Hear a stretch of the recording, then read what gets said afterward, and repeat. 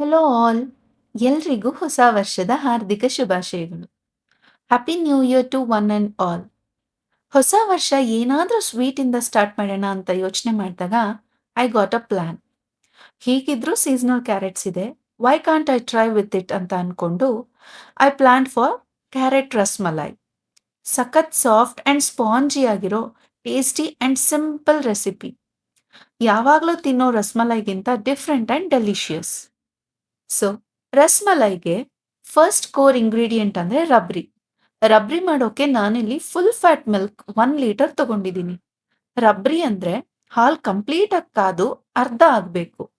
So ಹಾಲ್ ಕಾಯೋಕೆ first ಇಟ್ಟು ಬೇರೆ ಕೆಲಸ ಸ್ಟಾರ್ಟ್ ಮಾಡೋಣ ಅಂತ ಹಾಲ್ನೇ ಫಸ್ಟ್ ಕಾಯಕ್ ಇಟ್ಟಿದ್ದೀನಿ. ಇದೇ ಹಾಲಲ್ಲಿ ನಾನು ಒಂದು ಹಾಫ್ ಕಪ್ ಅಷ್ಟು ಹಾಲ್ನ ಸೆಪರೇಟ್ ಆಗಿ ತೆಗೆದಿಟ್ಕೊಂತಾ ಇದ್ದೀನಿ. ಯಾಕೆ ಅಂತ ಆಮೇಲೆ ಗೊತ್ತಾಗುತ್ತೆ. ಸೊ ನಾನು ಸೆಪರೇಟ್ ಆಗಿ ಹಾಫ್ ಕಪ್ ಹಾಲ್ನ ತೆಗೆದಿಟ್ಕೊಂತಾ ಇದ್ದೀನಿ. ಈಗ ಕ್ಯಾರೆಟ್ ರಸ್ಮಲೈಗೆ ನಾನಿಲ್ಲಿ 4 ರೆಡ್ ಕ್ಯಾರೆಟ್ಸ್ ತಗೊಂಡಿದ್ದೀನಿ. ಆದಷ್ಟು ಕ್ಯಾರೆಟ್ಸ್ ಒಳಗಡೆ ರೆಡ್ ಆಗಿರೋದೇ ತಗೊಂಡ್ರೆ ಟೇಸ್ಟ್ ತುಂಬಾ ಚೆನ್ನಾಗಿರುತ್ತೆ. ವೈಟ್ ಆಗಿರೋದು ಅಷ್ಟು ಸ್ವೀಟ್ ಇರಲ್ಲ, ಸಪ್ಪೆ ಇರುತ್ತೆ. ಸೊ ಒಳಗಡೆ ಕ್ಯಾರೆಟ್ ಕಂಪ್ಲೀಟ್ ರೆಡ್ ಆಗಿರೋದೇ ಚೂಸ್ ಮಾಡಿ ಯೂಸ್ ಮಾಡಬೇಕಾಗತ್ತೆ. ಕ್ಯಾರೆಟ್ಸ್ನ ಸ್ವಲ್ಪ ಚಾಪ್ ಮಾಡಿ ಬ್ಲೆಂಡರ್ಗೆ ಹಾಕೊಂಡು ಒಂದು 3 ಟೇಬಲ್ ಸ್ಪೂನ್ ಅಷ್ಟು ಶುಗರ್ ಹಾಕಿ ನಾನು ಆಗ್ಲೇ ತೆಗೆದಿಟ್ಕೊಂಡಿದ್ದ ಹಾಲ್ನ ಹಾಫ್ ಕಪ್ ಅಷ್ಟೇ, ಹಾಫ್ ಕಪ್ ಹಾಕ್ತಾ ಇದ್ದೀನಿ. ಇದಕ್ಕೆ ಇನ್ನ ಹಾಫ್ ಕಪ್ ಹಾಗೆ ಇಟ್ಕೊಂಡಿದ್ದೀನಿ. Half cup hockey fine paste ಮಾಡ್ಕೊತಾ ಇದ್ದೀನಿ. ಕ್ಯಾರೆಟ್ ಸ್ವೀಟ್ ಇಲ್ಲ ಅಂದ್ರೆ ಶುಗರ್ ಇನ್ನೂ ಸ್ವಲ್ಪ ಆಡ್ ಮಾಡ್ಕೋಬಹುದು.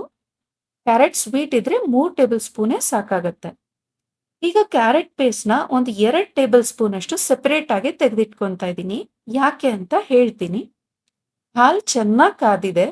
ಈ ಟೈಮಲ್ಲಿ ಇದಕ್ಕೆ ನಾವು ತೆಗೆದಿಟ್ಕೊಂಡಿರೋ ಪೇಸ್ಟ್, ಕ್ಯಾರೆಟ್ ಪೇಸ್ಟ್ ನ ಹಾಕೊಂಡು ಮಿಕ್ಸ್ ಮಾಡಬೇಕು. ಮಿಕ್ಸ್ ಮಾಡಿ ಈ ಕ್ಯಾರೆಟ್ ಪೇಸ್ಟ್ ಹಾಕಾದ್ಮೇಲೆ ಕಂಪ್ಲೀಟ್ ಲೋ ಫ್ಲೇಮ್ ಅಲ್ಲೇ ಹಾಲ್ನ ಕಾಯಕ್ಕಿಡ್ಬೇಕು. ನಾನಿಲ್ಲಿ ಇದನ್ನ ಇನ್ನೊಂದು ಸ್ಟವ್ ಮೇಲೆ ಶಿಫ್ಟ್ ಮಾಡ್ತಾ ಇದ್ದೀನಿ.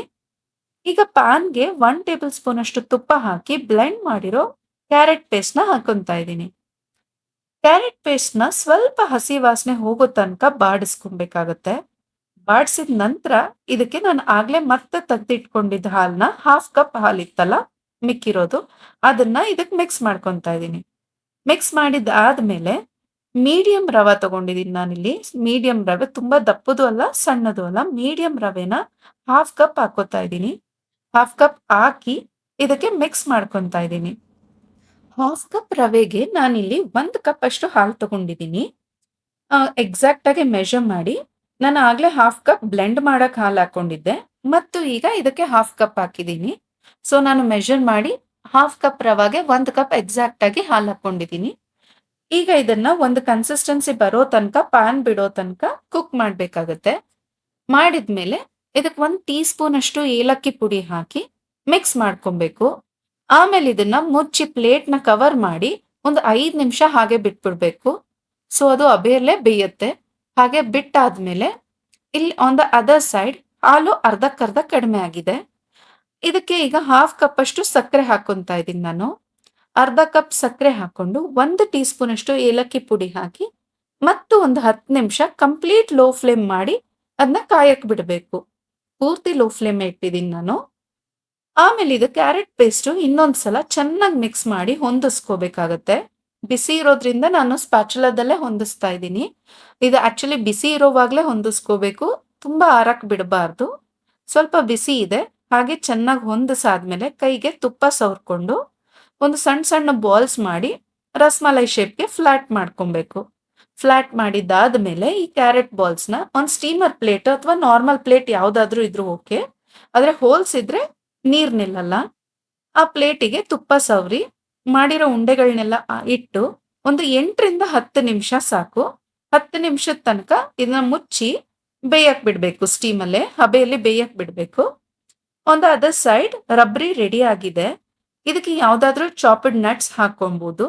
ಬಾದಾಮಿ, ಪಿಸ್ತಾ, ಕ್ಯಾಶು ಯಾವ್ದಾದ್ರೂ ಹಾಕೋಬಹುದು. ನಾನಿಲ್ಲಿ ಬಾದಾಮ್ ಮತ್ತೆ ಪಿಸ್ತಾ ಎರಡೇ ಹಾಕಿರೋದು. ಈಗ ರಸ್ಮಲೈ ಬಾಲ್ಸು ರೆಡಿ ಆಗಿದೆ.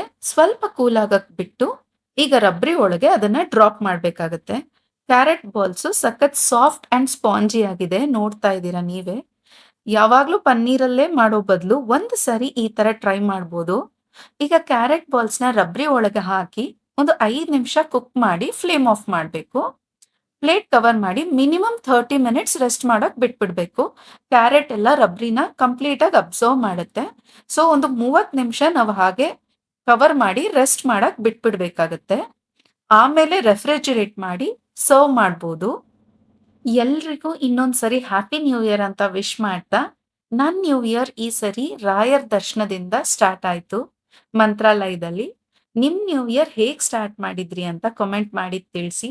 ರಾಯರು ಎಲ್ರಿಗೂ ಒಳ್ಳೇದ್ ಮಾಡ್ಲಿ ಅಂತ ಹೇಳ್ತಾ, ನೆಕ್ಸ್ಟ್ ವೀಕ್ ತನಕ thank you and take care. Bye.